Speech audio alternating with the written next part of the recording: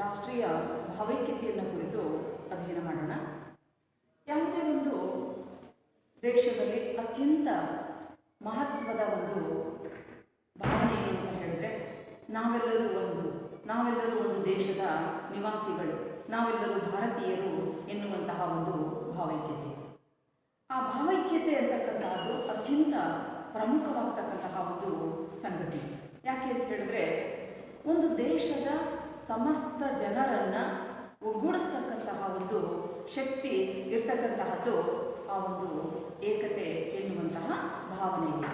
ಹಾಗಾಗಿ ಇಲ್ಲಿ ನಾವು ಇದನ್ನ ರಾಷ್ಟ್ರೀಯ ಭಾವೈಕ್ಯತೆಯನ್ನು ಕುರಿತು ಅಧ್ಯಯನ ಮಾಡೋಣ.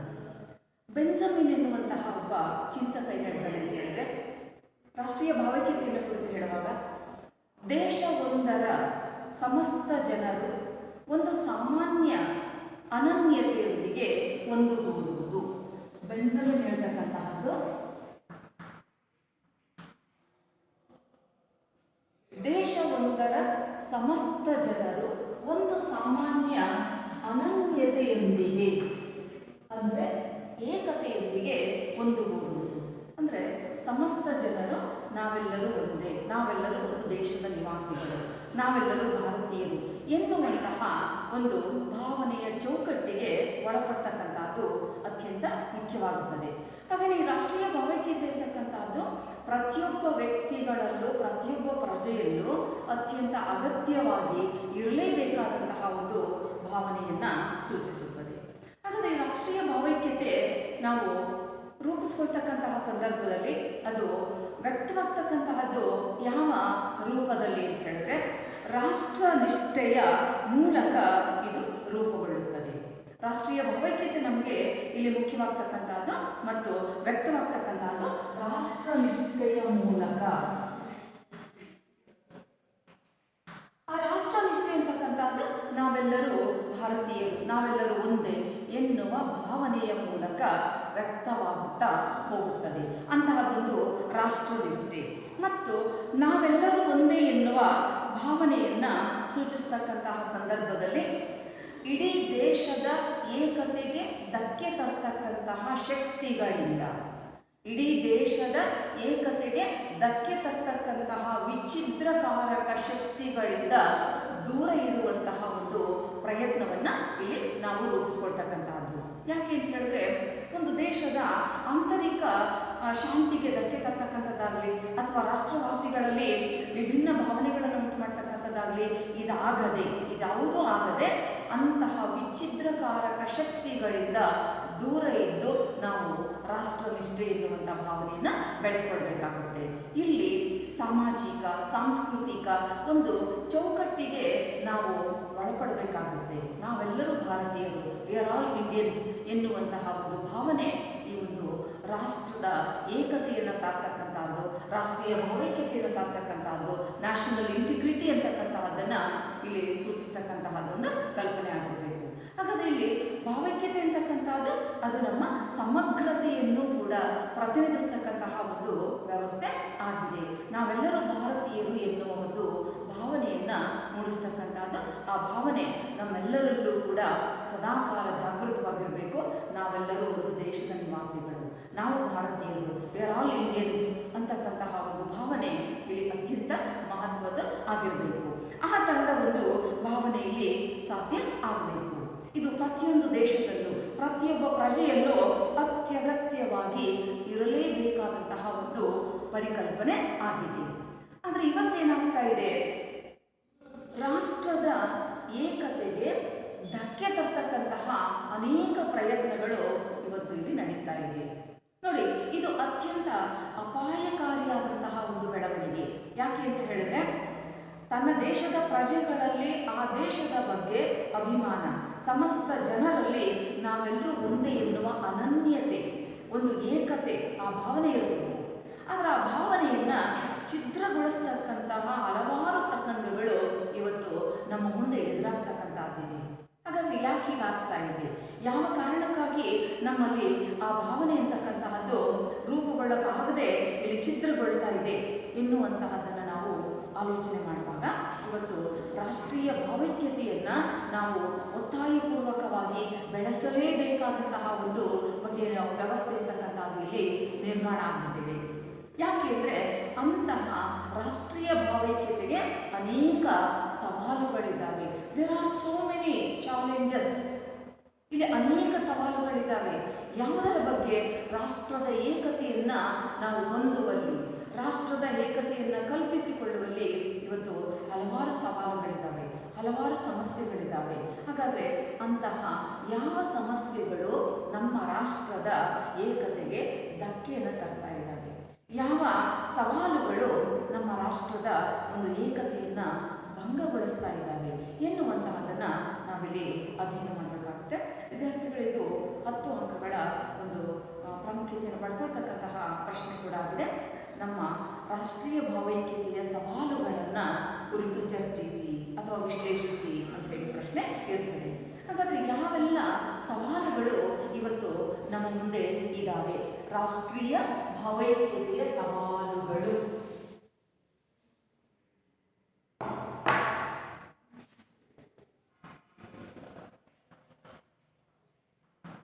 ಅನೇಕ ಸವಾಲುಗಳು ಅಥವಾ there are so many challenges ಅಥವಾ ಸಮಸ್ಯೆಗಳು ಇವತ್ತು ನಮ್ಮ ಮುಂದೆ ಇದ್ದಾವೆ. ಅಂಥವುಗಳನ್ನು ನಾವು 4 ಭಾಗಗಳಲ್ಲಿ ಮುಖ್ಯವಾಗಿ ನೋಡ್ತೀವಿ. ಮೊದಲನೇದು ಪ್ರಾಂತೀಯವಾದ.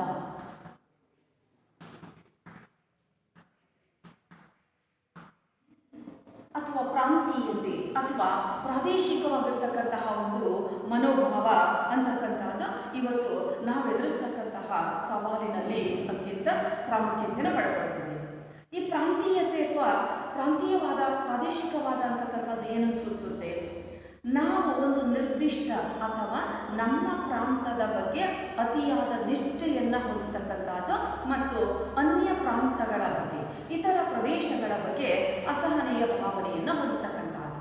ನಮ್ಮದೇ ಪ್ರದೇಶಕ್ಕೆ, ನಮ್ಮದೇ ಪ್ರಾಂತಕ್ಕೆ ಅತಿಯಾದ ನಿಷ್ಠೆಯನ್ನು ತೋರಿಸ್ತಕ್ಕಂಥದ್ದು, ಹೆಚ್ಚು ಮಹತ್ವವನ್ನು ಕೊಡ್ತಕ್ಕಂಥದ್ದು ಮತ್ತು ಅನ್ಯ ಪ್ರದೇಶಗಳು ಅಥವಾ ಇತರ ವ್ಯವಸ್ಥೆಯನ್ನು ಇಲ್ಲಿ ನಾವು ಒಪ್ಕೊಳ್ಳದೇ ಇರ್ತಕ್ಕಂಥದ್ದು ಅಥವಾ ಆ ಬಗ್ಗೆ ಅಸಹನೆಯನ್ನು ವ್ಯಕ್ತಪಡಿಸ್ತಕ್ಕಂಥದ್ದು.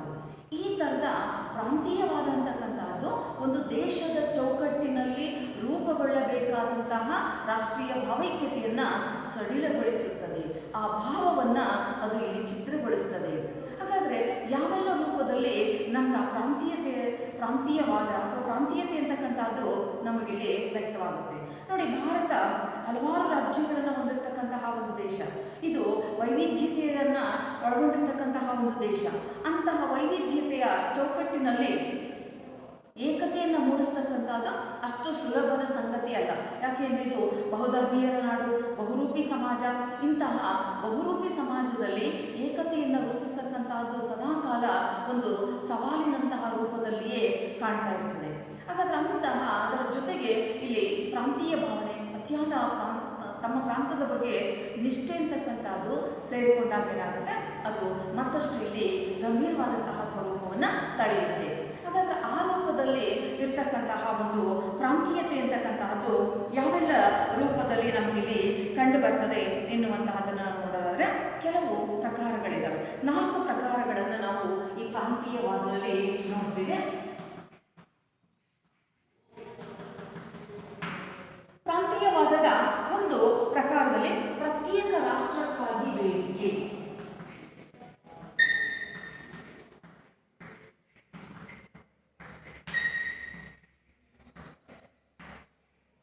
ಪ್ರತ್ಯೇಕ ರಾಷ್ಟ್ರಕ್ಕಾಗಿ ಬೇಡಿಕೆಯನ್ನು ಹೊಂದತಕ್ಕಂಥದ್ದು, ಪ್ರತ್ಯೇಕ ರಾಜ್ಯಕ್ಕಾಗಿ ಬೇಡಿಕೆಯನ್ನು ಹೊಂದತಕ್ಕಂಥದ್ದು,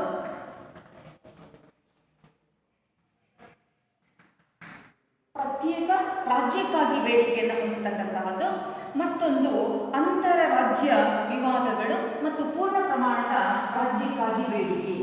ಪೂರ್ಣ ಪ್ರಮಾಣದ ರಾಜ್ಯಕ್ಕಾಗಿ ಬೇಡಿಕೆ. 4ನೇದು ಅಂತರರಾಜ್ಯ ವಿವಾದಗಳು.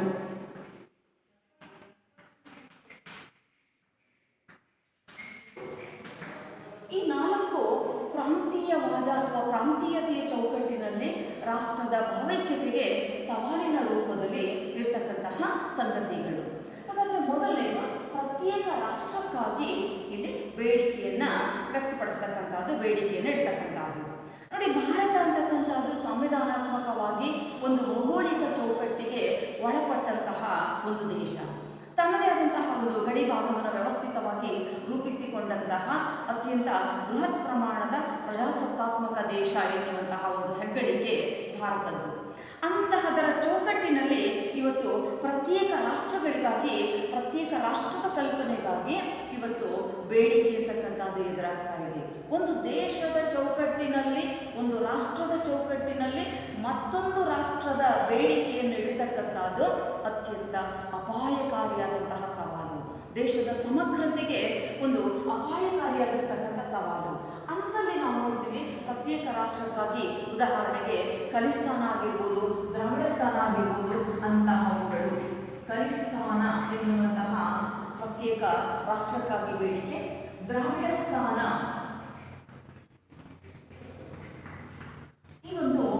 ಈ ತರಹದ ವಿಭಿನ್ನವಾಗಿರ್ತಕ್ಕಂತಹ ಬೇಡಿಕೆಗಳನ್ನು ಇಲ್ಲಿರ್ತಕ್ಕಂಥದ್ದು. ನೋಡಿ, ಪಂಜಾಬ್ನಲ್ಲಿ ಖಲಿಸ್ತಾನದ ಬಗ್ಗೆ ಪ್ರತ್ಯೇಕ ರಾಷ್ಟ್ರ ಆಗಬೇಕು ಅಂತಕ್ಕಂತಹ ಬೇಡಿಕೆ ಇಟ್ಟಿರ್ತಕ್ಕಂಥದ್ದು, ಅಥವಾ ಮದ್ರಾಸ್ ಪ್ರಾಂತದ ಜನರು ಪ್ರತ್ಯೇಕ ದ್ರಾವಿಡಸ್ಥಾನ ಎನ್ನುವಂತಹ ಒಂದು ರಾಷ್ಟ್ರ ಆಗಬೇಕು ಅಂತಕ್ಕಂಥ ಬೇಡಿಕೆ ಇರ್ತಕ್ಕಂಥದ್ದು. ಇದಕ್ಕಾಗಿ ಹೋರಾಟದಲ್ಲಿ ತಮ್ಮನ್ನು ತೊಡಗಿಸಿಕೊಳ್ತಕ್ಕಂಥದ್ದು, ದೇಶದ ಆಂತರಿಕ ಶಾಂತಿಗೆ ಧಕ್ಕೆಯನ್ನು ತರ್ತಕ್ಕಂಥದ್ದು ಅಥವಾ ದೇಶವಾಸಿಗಳಲ್ಲಿ ಗೊಂದಲವನ್ನು ಉಂಟು ಮಾಡ್ತಕ್ಕಂಥದ್ದು. ಈ ತರಹದ ಒಂದು ಭಾವನೆಯಿಂದ ಏನಾಗ್ತಾ ಇದೆ, ಇವತ್ತು ದೇಶದ ಏಕತೆಗೆ ಧಕ್ಕೆ ಆಗ್ತಕ್ಕಂತಹದನ್ನು ನಾವಿಲ್ಲಿ ವಿಶೇಷವಾಗಿ ನೋಡಬೇಕಾದಂತಹ ಒಂದು ಸಂದರ್ಭ ಅಂತಕ್ಕಂಥದ್ದು ಇಲ್ಲಿ ಎದುರಾಗ್ತಾ ಇದೆ. ಹಾಗಾದರೆ ಒಂದು ರಾಷ್ಟ್ರದ ಚೌಕಟ್ಟಿನಲ್ಲಿಯೇ ಮತ್ತೊಂದು ರಾಷ್ಟ್ರದ ಬೇಡಿಕೆಯನ್ನು ಇಡ್ತಕ್ಕಂಥದ್ದು ಎಂಥ ಅಪಾಯಕಾರಿಯಾದಂತಹ ಒಂದು ಬೇಡಿಕೆ. ಆದರೆ ಅಂತಹ ಬೇಡಿಕೆ ಇವತ್ತು ನಮ್ಮ ದೇಶದಲ್ಲಿ ಎದುರಾಗ್ತಾ ಇರ್ತಕ್ಕಂತಹದ್ದು ಈ ದೇಶದ ರಾಷ್ಟ್ರೀಯ ಭಾವೈಕ್ಯತೆಗೆ ಎದುರಾಗ್ತಕ್ಕಂತಹ ಒಂದು ಬಹುದೊಡ್ಡ ಸವಾಲಿನ ರೂಪದಲ್ಲಿ ಇದೆ ಎನ್ನುವಂತಹದನ್ನು ನಾವೇ ನೋಡ್ತೀವಿ. ಹಾಗೆಯೇ ಪ್ರತ್ಯೇಕ ರಾಜ್ಯಕ್ಕಾಗಿ ಬೇಡಿಕೆಯನ್ನು ಇಡ್ತಕ್ಕಂತಹದ್ದು, ಒಂದು ರಾಜ್ಯದಲ್ಲಿ ಮತ್ತೊಂದು ರಾಜ್ಯದ ಹೊಸ ರಾಜ್ಯಗಳ ಪರಿಕಲ್ಪನೆಗೆ ಇಲ್ಲಿ ಬೇಡಿಕೆಯನ್ನು ಇಡ್ತಕ್ಕಂತಹ ಪ್ರಯತ್ನಗಳು ಕೂಡ ಇಲ್ಲಿ ನಡೀತಾ ಇದ್ದಾವೆ. ಉದಾಹರಣೆಗೆ ನಾವು ಆಂಧ್ರ ಪ್ರದೇಶದಲ್ಲಿ ನೋಡ್ತಾ ಇದ್ವಿ, ತೆಲಂಗಾಣ ರಾಜ್ಯಕ್ಕಾಗಿ ಬೇಡಿಕೆ ನಿರಂತರವಾದಂತಹ ಒಂದು ಹೋರಾಟದ ರೂಪದಲ್ಲಿ ನಡೀತಾ ಇತ್ತು. ಅಲ್ಲಿರ್ತಕ್ಕಂಥ ಜನರಲ್ಲಿ ಆತಂಕವನ್ನು ಉಂಟು ಮಾಡ್ತಕ್ಕಂಥದ್ದು, ಹಿಂಸಾತ್ಮಕ ಚಟುವಟಿಕೆಗಳಿಗೆ ಪ್ರಚೋದನೆಯನ್ನು ನೀಡ್ತಕ್ಕಂಥದ್ದು, ಇಂತಹ ಪ್ರಸಂಗಗಳು ಜರುಗಿದವು. ಆದರೆ ಅಂತಿಮವಾಗಿ ಅಲ್ಲಿ ತೆಲಂಗಾಣ ಪ್ರತ್ಯೇಕ ರಾಜ್ಯವಾಗಿ ರೂಪುಗೊಳ್ತು. ಹಾಗೆಯೇ ಅದಕ್ಕೂ ಪೂರ್ವದಲ್ಲಿ ಜಾರ್ಖಂಡ್ ಕೂಡ ಹೊಸ ರಾಜ್ಯವಾಗಿ ರೂಪುಗೊಳ್ಳುವಂತಹ ಸಂದರ್ಭದಲ್ಲಿ ಹಲವಾರು ರೀತಿಯ ಹೊಸ ಹೊಸ ಬೆಳವಣಿಗೆಗಳು ಅಲ್ಲಿ ಎದುರಾಗ್ತಾ ಬಂದವು. ಇದು ಒಂದು ರಾಜ್ಯದ ಉದಾಹರಣೆ ಮತ್ತೊಂದು ರಾಜ್ಯಕ್ಕೆ ಉದಾಹರಣೆ ಆಗ್ತಾ ಹೋದಂತೆ ಇವತ್ತು ಪಶ್ಚಿಮ ಬಂಗಾಳದಲ್ಲಿ ಗೂರ್ಖಾಲ್ಯಾಂಡ್ ಅಂತಕ್ಕಂಥ ಪ್ರತ್ಯೇಕ ರಾಜ್ಯ ಆಗಬೇಕು ಅಂತಕ್ಕಂತಹ ಒಂದು ಕೂಗು ನಿರಂತರವಾಗಿ ಕೇಳಿ ಬರ್ತಾ ಇದೆ. ಹಾಗಾದರೆ ಈ ತರಹ ರಾಜ್ಯಗಳ ಚೌಕಟ್ಟಿನಲ್ಲಿ ಮತ್ತೊಂದು ರಾಜ್ಯದ ಬೇಡಿಕೆ ನೀಡ್ತಕ್ಕಂಥದ್ದು ಅಂದರೆ ಇದು ಅಂತಿಮವಾಗಿ ತಲುಪತಕ್ಕಂಥದ್ದು ಯಾವುದನ್ನ ಅಥವಾ ಯಾವುದಕ್ಕೆ ಧಕ್ಕೆಯನ್ನು ಉಂಟು ಮಾಡ್ತಾ ಇದೆ ಅಂತ ಹೇಳಿದ್ರೆ ರಾಷ್ಟ್ರದ ಏಕತೆಗೆ ಧಕ್ಕೆಯನ್ನು ಉಂಟು ಮಾಡ್ತಾ ಇದೆ. ರಾಷ್ಟ್ರದ ಭಾವೈಕ್ಯತೆಯನ್ನು ರೂಪಿಸುವಲ್ಲಿ ಸಾಕಷ್ಟು ಆತಂಕಕಾರಿಯಾಗಿರ್ತಕ್ಕಂತಹ ಬೆಳವಣಿಗೆಗಳು ಇಲ್ಲಿ ಎದುರಾಗ್ತಕ್ಕಂಥದ್ದನ್ನು ನೋಡ್ತೀವಿ. ಈ ತರಹದ ಒಂದು ಅಂಶ. ಮತ್ತೊಂದು ಪೂರ್ಣ ಪ್ರಮಾಣದ ರಾಜ್ಯದ ಬೇಡಿಕೆ. ಉದಾಹರಣೆಗೆ ಕೇಂದ್ರಾಡಳಿತ ಪ್ರದೇಶಗಳು ರಾಜ್ಯದ ಸ್ಥಾನಮಾನವನ್ನು ಪಡೆದುಕೊಳ್ತಕ್ಕಂಥದ್ದು, ಉದಾಹರಣೆಗೆ ದೆಹಲಿ. ಸೊ ಇಂತಹ ಚೌಕಟ್ಟು ಕೂಡ ಅನೇಕ ಸಾರಿ ರಾಷ್ಟ್ರದ ಏಕತೆಗೆ ಧಕ್ಕೆಯನ್ನು ಉಂಟು ಮಾಡುವಂತಹ ಸಂಗತಿಯೇ ಆಗುತ್ತದೆ. ಹೀಗೆ ಒಂದು ದೇಶ ತನ್ನ ಆಡಳಿತಾತ್ಮಕ ಅನುಕೂಲಗಳಿಗಾಗಿ ರೂಪಿಸಿಕೊಳ್ತಕ್ಕಂತಹ ಕೇಂದ್ರಾಡಳಿತ ಪ್ರದೇಶಗಳು ರಾಜ್ಯದ ಸ್ಥಾನಮಾನವನ್ನು ಬೇಡ್ತಕ್ಕಂಥದ್ದು, ಇದು ಕೂಡ ಪರೋಕ್ಷವಾಗಿ ರಾಷ್ಟ್ರದ ಏಕತೆಗೆ ಧಕ್ಕೆಯನ್ನು ತರ್ತಕ್ಕಂತಹ ಒಂದು ಪ್ರಮುಖವಾದಂತಹ ಸಂಗತಿ ಆಗಿದೆ. ಮತ್ತೊಂದು ಅಂತಾರಾಜ್ಯ ವಿವಾದಗಳು, ಇಂಟರ್ ಸ್ಟೇಟ್ ಕಾನ್ಫ್ಲಿಕ್ಟ್ಸ್ ಅಂತಕ್ಕಂತಹದ್ದು, ಡಿಸ್ಪ್ಯೂಟ್ಸ್ ಅಂತಕ್ಕಂಥದ್ದು, ಇದು ಕೂಡ ಮತ್ತೊಂದು ಅಪಾಯಕಾರಿಯಾಗಿರ್ತಕ್ಕಂತಹ ಬೆಳವಣಿಗೆ. ಉದಾಹರಣೆಗೆ ನಾವು ಭಾರತದ ಕೆಲವು ರಾಜ್ಯಗಳ ನಡುವೆ ಇರ್ತಕ್ಕಂತಹ ಕೆಲವು ಪುರಾತನ ಕಾಲದಿಂದಲೂ ಉಳ್ಕೊಂಡು ಬಂದಂತಹ ವಿವಾದಗಳು ಇಲ್ಲಿ ಮಹತ್ವದ ಪಾತ್ರವನ್ನು ವಹಿಸ್ತಾ ಇದ್ದಾವೆ. ಉದಾಹರಣೆಗೆ ಕರ್ನಾಟಕ ಮತ್ತು ತಮಿಳುನಾಡಿನ ನಡುವೆ ಕಾವೇರಿ ನದಿ ನೀರಿನ ಹಂಚಿಕೆ ಆಗಿರ್ಬೋದು, ಹಾಗೆಯೇ ಕೃಷ್ಣಾ ನದಿ ನೀರಿನ ಹಂಚಿಕೆಗೆ ಸಂಬಂಧಪಟ್ಟಂತೆ ಆಗಿರ್ಬೋದು. ಈ ಥರದ ನದಿ ನೀರಿನ ಹಂಚಿಕೆಗೆ ಸಂಬಂಧಪಟ್ಟಂತೆ ಜಲ ವಿವಾದಗಳಿದ್ದಾವೆ. ಇವತ್ತು ಕಾವೇರಿ ನದಿ ನೀರಿನ ಜಲವಿವಾದವನ್ನು ಬಗೆಹರಿಸುವುದಕ್ಕೆ ಸರ್ಕಾರ ಕೋಟ್ಯಾಂತರ ಹಣವನ್ನು ವೆಚ್ಚ ಮಾಡಿದೆ. ಆದರೆ ಇವತ್ತಿಗೂ ಕೂಡ ಸ್ಟಿಲ್ ಟುಡೇ ಇವತ್ತಿಗೂ ಕೂಡ ಆ ಸಮಸ್ಯೆ ಬಗೆಹರಿದಿಲ್ಲ. ಪ್ರತಿ ವರ್ಷ ಅದು ಹೊಸ ರೂಪವನ್ನು ಪಡೆದುಕೊಳ್ಳುತ್ತಲೇ ಇದೆ. ಕಾವೇರಿ ನದಿ ನೀರಿನ ಪ್ರಾಧಿಕಾರ ಅಂತ ರೂಪುಗೊಂಡಿದೆ. ಅದಕ್ಕಾಗಿ ಅದರ ನಿರ್ವಹಣೆಗಾಗಿ ಕೋಟಿಗಟ್ಟಲೆ ಹಣ ವೆಚ್ಚ ಆಗ್ತಾ ಇದೆ. ಆದರೆ ಆ ಸಮಸ್ಯೆ ಮಾತ್ರ ಇವತ್ತಿಗೂ ಕೂಡ ಬಗೆಹರಿತಾ ಇಲ್ಲ. ಹೀಗಾಗಿ ನಾವು ಒಂದು ನಿರ್ದಿಷ್ಟವಾದಂತಹ ಸಮಸ್ಯೆಯಲ್ಲಿ ಜೀವಂತವಾಗಿ ಸಾಗ್ತಾ ಹೋಗ್ತಕ್ಕಂತಹದ್ದನ್ನೇ ನಾವು ನೋಡ್ತೀವಿ. ಹೀಗೆ ಗಡಿ ಭಾಗಗಳ ಬಗ್ಗೆ ಮತ್ತು ನದಿ ನೀರಿನ ಹಂಚಿಕೆಯ ಬಗ್ಗೆ ಕೂಡ ಇಂತಹದೊಂದು ಸಮಸ್ಯೆಗಳು ಇರತಕ್ಕಂಥದ್ದನ್ನು ನಾವು ನೋಡ್ತೀವಿ. ಈ ತರಹದ ಅಂತರರಾಜ್ಯ ವಿವಾದಗಳು, ಹಾಗೆಯೇ ಗಡಿ ಭಾಗ ಒಂದು ನಿರ್ದಿಷ್ಟ ರಾಜ್ಯದ ಚೌಕಟ್ಟಿನಲ್ಲಿ ಸೇರಬೇಕಾಗಿರ್ತಕ್ಕಂತಹ ಪ್ರದೇಶಗಳ ಕುರಿತಾಗಿ ಕೂಡ ಇವತ್ತು ಅನೇಕ ರೀತಿಯ ಒಂದು ಭಾವನೆಗಳಿದ್ದಾವೆ. ಈಗಲೂ ಕೂಡ ಬೆಳಗಾವಿ ಮಹಾರಾಷ್ಟ್ರಕ್ಕೆ ಸೇರಬೇಕು ಅಂತಕ್ಕಂತಹ ಕೂಗು ಸದಾಕಾಲ ಇದ್ದೇ ಇದೆ. ಅಥವಾ ಕಾಸರಗೋಡು ಕರ್ನಾಟಕಕ್ಕೆ ಸೇರಬೇಕು ಅಂತಕ್ಕಂತಹ ಒಂದು ಕೂಗು ಇವತ್ತಿಗೂ ಕೂಡ ಇದೆ. ಈ ತರಹದ ಸನ್ನಿವೇಶಗಳಿಂದ ಏನಾಗ್ತಾ ಇದೆ, ರಾಷ್ಟ್ರದ ಹಿತಾಸಕ್ತಿಗೆ ಧಕ್ಕೆಯಾಗುತ್ತದೆ. ಒಂದು ದೇಶದ ವಾಸಿಗಳನ್ನು ದಾರಿ ತಪ್ಪಿಸುವಂತಹ ಕ್ರಮಗಳು ಇಲ್ಲಿ ಸಾಗ್ತಾ ಹೋಗ್ತವೆ. ಹಾಗಾದಾಗ ಇದು ದೇಶದ ಪ್ರಗತಿಗೆ ಅಡ್ಡಿಯಾಗುತ್ತೆ, ದೇಶದ ಪ್ರಗತಿಗೆ ಆತಂಕಕಾರಿಯಾದಂತಹ ಒಂದು ಸಂಗತಿ ಆಗುತ್ತೆ. ಹೀಗಾಗಿ ನಾವು ಒಂದು ಪ್ರಾಂತೀಯತೆಯ ಚೌಕಟ್ಟಿನಲ್ಲಿ, ಪ್ರಾದೇಶಿಕವಾದದ ಚೌಕಟ್ಟಿನಲ್ಲಿ ಈ ತರಹದ 4 ಪ್ರಕಾರಗಳನ್ನು ನೋಡ್ತೀವಿ. ಇವುಗಳು ನಮ್ಮ ದೇಶದ ಹಿತಾಸಕ್ತಿಗೆ ಧಕ್ಕೆಯನ್ನು ತರ್ತಾ ಇವೆ, ರಾಷ್ಟ್ರದ ಭಾವೈಕ್ಯತೆಗೆ ಸವಾಲಿನ ರೂಪದಲ್ಲಿ ಇದ್ದಾವೆ. ಒಂದು ಪ್ರತ್ಯೇಕ ರಾಷ್ಟ್ರಕ್ಕಾಗಿ ಬೇಡಿಕೆ ನೀಡ್ತಕ್ಕಂತಹದ್ದು, ಪ್ರತ್ಯೇಕ ರಾಜ್ಯಕ್ಕಾಗಿ ಬೇಡಿಕೆ ನೀಡ್ತಕ್ಕಂತಹದ್ದು, ಅಥವಾ ಪೂರ್ಣ ಪ್ರಮಾಣದ ರಾಜ್ಯಕ್ಕಾಗಿ ಬೇಡಿಕೆ ನೀಡ್ತಕ್ಕಂತಹದ್ದು, ಮತ್ತು ವಿವಿಧ ರಾಜ್ಯಗಳ ನಡುವೆ ಇರತಕ್ಕಂಥ ಅಂತಾರಾಜ್ಯ ವಿವಾದಗಳು. ಇವುಗಳ ಮೂಲಕ ನಾವು ಇವೆಲ್ಲವುಗಳು ಸವಾಲಿನಂತೆ ಎದುರಾಗಿ ಭಾರತದ ಆಂತರಿಕ ಶಾಂತಿಗೆ, ಭದ್ರತೆಗೆ ಅಥವಾ ಅದರ ಪ್ರಗತಿಗೆ ಧಕ್ಕೆಯನ್ನು ಮಾಡತಕ್ಕಂಥ ರೀತಿಯಲ್ಲಿ ಸವಾಲಿನ ರೂಪದಲ್ಲಿ ಇರತಕ್ಕಂಥದ್ದನ್ನು ನಾವಿಲ್ಲಿ ನೋಡ್ತೇವೆ.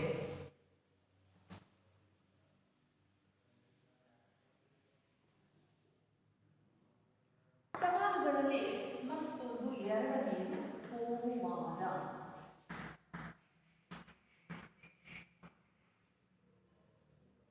ಕೋಮುವಾದ ಅಂದರೆ ಏನು ಅಂತಕ್ಕಂಥದ್ದು ಸಾಮಾನ್ಯವಾಗಿ 1-2 ಅಂಕಗಳ ಪ್ರಶ್ನೆಯಾಗಿರುತ್ತೆ.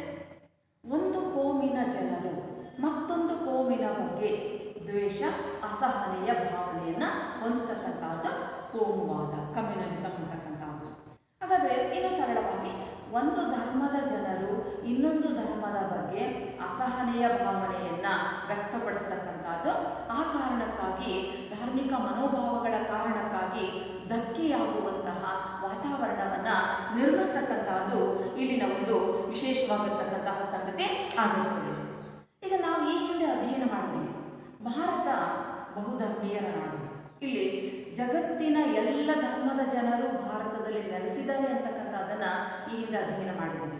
ಹಾಗಾದರೆ ಆ ಎಲ್ಲ ಧರ್ಮೀಯ ಜನರು ಇಲ್ಲಿ ನೆಲೆಸಿದ್ದಾಗ ಧರ್ಮದ ಕಾರಣಕ್ಕಾಗಿ ಅನೇಕ ಕೆಲವು ಸಾರಿ ಈ ಒಂದು ಗೊಂದಲಗಳು ಎದುರಾಗ್ತಾ ಇದೆ. ಅಂತಹ ಒಂದು ಪರಿಸ್ಥಿತಿ ಇರ್ತಕ್ಕಂಥದ್ದು ಇಲ್ಲಿ ನಿರ್ಮಾಣ ಆಗಿದೆ. ಈಗ ನಾವು ಉದಾಹರಣೆಗೆ ತಗೊಂಡ್ರೆ ಹಿಂದೂಗಳು ಮತ್ತು ಮುಸ್ಲಿಮರ ನಡುವೆ ಅನೇಕ ಸಾರಿ ಇಂತಹದ್ದೊಂದು ಗೊಂದಲಮಯವಾದಂಥ ವಾತಾವರಣ ಉಂಟಾಗ್ತಕ್ಕಂಥದ್ದು, ಅಥವಾ ಹಿಂದೂಗಳು ಮತ್ತು ಕ್ರಿಶ್ಚಿಯನ್ ಧರ್ಮೀಯರ ನಡುವೆ ಈ ಥರದ ಒಂದು ಗೊಂದಲಮಯವಾದಂತಹ ವಾತಾವರಣ ಅಂತಕ್ಕಂಥದ್ದು ಉಂಟಾಗ್ತಾ ಇದೆ. ಇದರಿಂದ ಏನಾಗ್ತಾ ಇದೆ, ದೇಶದ it will be going to threaten our integrated security of our nation. ಹಾಗಾದರೆ ಇಲ್ಲಿ ನಮ್ಮ ದೇಶದ ಒಂದು ಆಂತರಿಕವಾದಂತಹ ಚೌಕಟ್ಟನ್ನು ರೂಪಿಸುವಂತಹ ಸಂದರ್ಭದಲ್ಲಿ ಇದು ಧಕ್ಕೆಯನ್ನು ಉಂಟು ಮಾಡ್ತಕ್ಕಂತಹ ಸಂಗತಿ ಆಗುತ್ತೆ. ಅನೇಕ ಸಾರಿ ನಾವು ನೋಡ್ತೀವಿ, ಹಿಂದೂಗಳ ಹಬ್ಬಗಳನ್ನು ಆಚರಿಸುವಾಗ ಪೊಲೀಸರ ಒಂದು ರಕ್ಷಣೆ, ಅಥವಾ ಮುಸ್ಲಿಮರ ಹಬ್ಬಗಳನ್ನು ಆಚರಿಸುವಾಗ ಪೊಲೀಸರ ರಕ್ಷಣೆ, ಅಥವಾ ಕ್ರೈಸ್ತ ಧರ್ಮೀಯರ ಹಬ್ಬಗಳನ್ನು ಆಚರಿಸುವಾಗ ಪೊಲೀಸರ ರಕ್ಷಣೆ. ಇದೆಲ್ಲ ಯಾಕೆ? ವಿವಿಧ ಧರ್ಮಗಳ ನಡುವೆ ಸಮನ್ವಯದ ಒಂದು ಕೊರತೆ ಅಂತಕ್ಕಂಥದ್ದು ಇಲ್ಲಿ ಎದುರಾಗಿದೆ.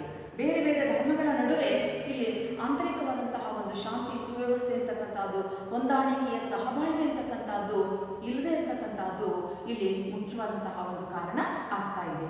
ಹಾಗಾದರೆ ಈ ಥರದ ಒಂದು ಬೆಳವಣಿಗೆಗಳು, ಕೋಮುವಾದದ ಒಂದು ಪರಿಕಲ್ಪನೆ ಏನಿದೆ ಅದು ದೇಶದ ಹಿತಾಸಕ್ತಿಗೆ ಧಕ್ಕೆಯನ್ನು ತರ್ತಾ ಇದೆ, ರಾಷ್ಟ್ರದ ಏಕತೆಗೆ ಭಂಗವನ್ನು ಉಂಟು ಮಾಡ್ತಕ್ಕಂತಹ ಒಂದು ಸಂಗತಿಯಾಗಿದೆ. ಮತ್ತು ಇತ್ತೀಚಿನ ವರ್ಷಗಳಲ್ಲಿ ಸದಾಕಾಲ ಅನ್ಯ ಧರ್ಮೀಯರ ಮಧ್ಯದಲ್ಲಿ ಇಂತಹದೊಂದು ಆತಂಕ ಅಂತಕ್ಕಂಥದ್ದು ಎದುರಾಗ್ತಲೇ ಇದೆ. ಭಾರತ ಯಾವ ತತ್ವವನ್ನು ಒಳಗೊಂಡಿದೆ, ಯಾವ ತತ್ವದ ತಳಹದಿಯ ಮೇಲೆ ರೂಪಿತವಾಗಿದೆ ಅಂತ ಹೇಳಿದ್ರೆ ಇದು ಪರಧರ್ಮ ಸಹಿಷ್ಣುತೆ, ರಿಲಿಜಿಯಸ್ ಟಾಲರೆನ್ಸ್ ಅಂತಕ್ಕಂತಹ ಒಂದು ತತ್ವದ ತಳಹದಿಯ ಮೇಲೆ ರೂಪಿತವಾದಂತಹ ದೇಶ. ಆದರೆ ಇಲ್ಲಿ ಆ ಸಹಿಷ್ಣುತೆ ಅಂತಕ್ಕಂಥದ್ದು ಅನೇಕ ಸಾರಿ ಇಲ್ಲದೆ ಹೋಗಿ ಸಂಘರ್ಷಕ್ಕೆ ಅವಕಾಶವನ್ನು ಮಾಡಿಕೊಡ್ತಾ ಇದೆ. ಅಂತಹ ಒಂದು ಸಂಘರ್ಷದಿಂದ ದೇಶದ ಅಭಿವೃದ್ಧಿ ಸಾಧ್ಯ ಆಗ್ತಾ ಇಲ್ಲ, ಅಥವಾ ದೇಶದ ಹಿತಾಸಕ್ತಿಗೆ ಧಕ್ಕೆ ಆಗುವಂತಹ ಒಂದು ವಾತಾವರಣ ಅಂತಕ್ಕಂಥದ್ದು ಇಲ್ಲಿ ಎದುರಾಗಿರ್ತಕ್ಕಂಥದ್ದನ್ನು ನಾವಿಲ್ಲಿ ನೋಡ್ತೀವಿ. ಹಾಗಾಗಿ ಈ ಒಂದು ಕೋಮುವಾದ ಅಂತಕ್ಕಂತಹದ್ದು ಇವತ್ತು ಭಾರತೀಯರು ಎದುರಿಸ್ತಕ್ಕಂತಹ ಒಂದು ಬಹುದೊಡ್ಡ ಸಮಸ್ಯೆಯಾಗಿದೆ ಮತ್ತು ನಮ್ಮ ರಾಷ್ಟ್ರದ ಏಕತೆಗೆ ಒಂದು ಸವಾಲಿನ ರೂಪದಲ್ಲಿ ಇರತಕ್ಕಂತಹ ಒಂದು ಸಮಸ್ಯೆ ಆಗಿದೆ. ಮತ್ತೊಂದು ಭಾಷಾವಾದ.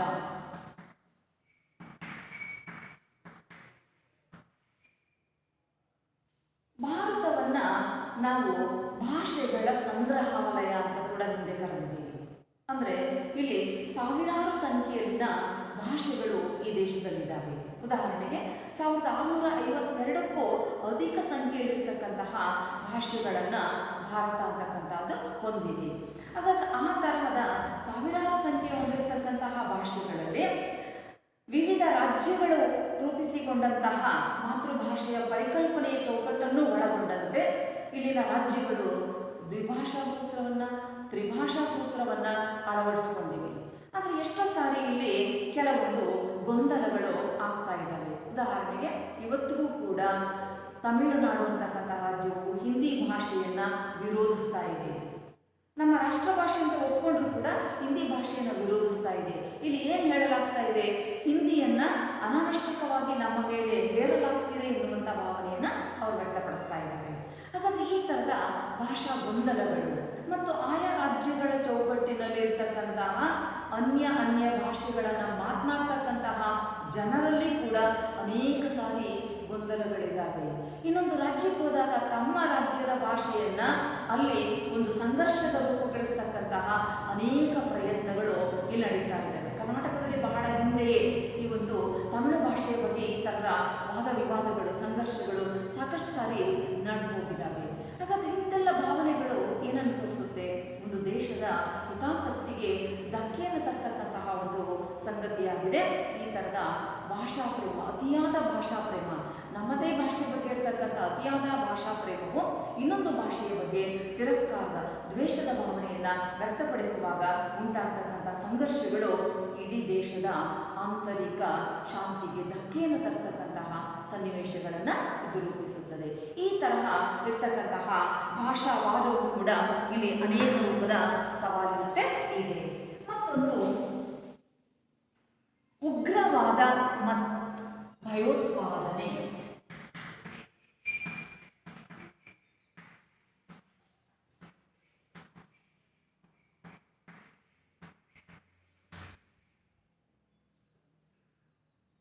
ಒಂದು ಗುಂಪಿನ ಜನರು, ಒಂದು ವರ್ಗದ ಜನರು ತಮ್ಮ ಹಿತಾಸಕ್ತಿಗಳನ್ನು ಈಡೇರಿಸಿಕೊಳ್ಳೋದಕ್ಕೆ ಹಿಂಸಾತ್ಮಕ ಮಾರ್ಗವನ್ನು ತುಳಿತಕ್ಕಂಥದ್ದು ಅಥವಾ ಹಿಂಸಾತ್ಮಕವಾದಂತಹ ಒಂದು ಮಾರ್ಗವನ್ನು ಆಯ್ಕೆ ಮಾಡಿಕೊಳ್ತಕ್ಕಂಥದ್ದೇನಿದೆ ಅದು ಉಗ್ರವಾದ. ಹಾಗೆಯೇ ಜನರಲ್ಲಿ ಆತಂಕದ ಭಾವನೆಯನ್ನು ಉಂಟು ಮಾಡ್ತಕ್ಕಂಥದ್ದು, ಭಯದ ವಾತಾವರಣವನ್ನು ಉಂಟು ಮಾಡ್ತಕ್ಕಂಥದ್ದು, ಆ ಭಯವನ್ನು ಉಂಟು ಮಾಡುವುದರ ಮೂಲಕ ದೇಶವಾಸಿಗಳ ಶಾಂತಿಗೆ ಧಕ್ಕೆಯನ್ನು ತರ್ತಕ್ಕಂಥದ್ದು ಭಯೋತ್ಪಾದನೆ. ಹಾಗಾಗಿ ಈ ತರಹದ ಉಗ್ರವಾದ, ಭಯೋತ್ಪಾದನೆ ಅಥವಾ ಆತಂಕವನ್ನು ಉಂಟು ಮಾಡ್ತಕ್ಕಂಥದ್ದು ಇವೆಲ್ಲವುಗಳು ಕೂಡ ದೇಶದ ಹಿತಾಸಕ್ತಿಗೆ ಧಕ್ಕೆಯನ್ನು ತರ್ತವೆ. ನಮ್ಮ ಗುರಿಗಳನ್ನು ಈಡೇರಿಸಿಕೊಳ್ಳುವಲ್ಲಿ ಸಾಕಷ್ಟು ಅಡೆತಡೆಗಳನ್ನು ಉಂಟು ಮಾಡ್ತಕ್ಕಂತಹ ಒಂದು ಸನ್ನಿವೇಶ ಇಲ್ಲಿ ಎದುರಾಗುತ್ತೆ. ಸದಾಕಾಲ ಹಿಂಸೆಯಲ್ಲೇ ತೊಡಗಿಕೊಂಡಾಗ, ಹಿಂಸಾತ್ಮಕ ಚಟುವಟಿಕೆಗಳು ಹೆಚ್ಚಿದ್ದಾಗ ಅಲ್ಲಿ ದೇಶದ ಆಂತರಿಕ ಶಾಂತಿಯೂ ಕದಡಿ ಹೋಗುತ್ತೆ ಅಥವಾ ದೇಶದ ಪ್ರಗತಿಯೂ ಕೂಡ ಆಗೋದಕ್ಕೆ ಸಾಧ್ಯ ಆಗುವುದಿಲ್ಲ. ಜನರು ಭಯದ ವಾತಾವರಣದಲ್ಲಿ, ಆತಂಕದ ವಾತಾವರಣದಲ್ಲಿ ತಮ್ಮ ಬದುಕನ್ನು ರೂಪಿಸಿಕೊಳ್ಬೇಕಾದಂತಹ ಒಂದು ಸಂದರ್ಭ ಅಂತಕ್ಕಂಥದ್ದು ಇಲ್ಲಿ ಎದುರಾಗುತ್ತೆ. ಈ ಥರದ ಸನ್ನಿವೇಶ ಇಲ್ಲಿದೆ. ಇಂತಹ ಉಗ್ರವಾದ ಮತ್ತು ಭಯೋತ್ಪಾದನೆಯನ್ನ ರಾಮ್ ಅಹುಜಾ ಅವರು 4 ಭಾಗಗಳಲ್ಲಿ ವಿಶ್ಲೇಷಣೆ ಮಾಡ್ತಾರೆ. ರಾಮ್ ಅಹುಜಾ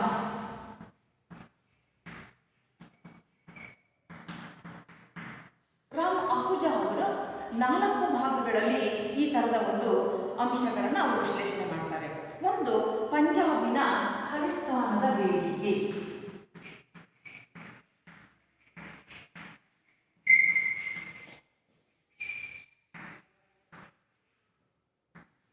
ಒಂದು, ಪಂಜಾಬಿನ ಖಲಿಸ್ತಾನದ ಬೇಡಿಕೆ. ಮತ್ತೊಂದು, ಕಾಶ್ಮೀರದ ಉಗ್ರವಾದಿಗಳು.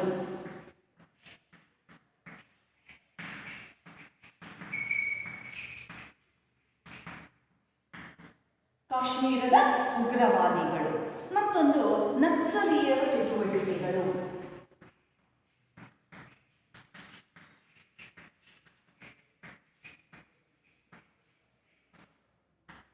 ನಕ್ಸಲೀಯರ ಚಟುವಟಿಕೆಗಳು. 4ನೇದು, ಅಸ್ಸಾಮಿನ ಉಲ್ಫಾ ಉಗ್ರವಾದ.